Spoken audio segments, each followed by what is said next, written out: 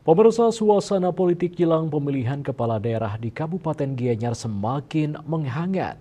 Sosialisasi melalui alat peraga baliho dipandang tidak efektif dalam pilkada serentak mendatang selain berbenturan dengan aturan juga rentan tindakan perusakan.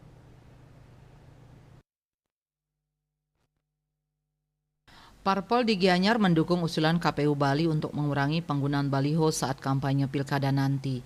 Ketua DPC Gerindra Kabupaten Gianyar Wayan Tagal Arjana mengatakan media sosialisasi dan kampanye dalam pilkada mesti bercermin pada pemilu sebelumnya. Dalam pemilu serentak sebelumnya ada perusakan dan perobekan baliho calon legislatif dan baliho partai. Pemasangan baliho kampanye dinilai tidak efektif apalagi sering menyalahi aturan seperti dipaku di pohon dan ruang publik. Ini semua merusak keindahan wajah kota Gianyar.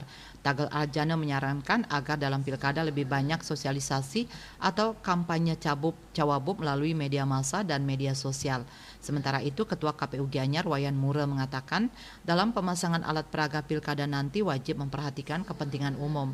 Ini telah diatur dalam PKPU 15 tahun 2023 bab 8 pasal 69 hingga 76. Setiap pemasangan alat peraga kampanye APK, khususnya baliho, calon bupati dan calon wakil bupati, perlu berkoordinasi dengan aparat pemerintah khususnya camat.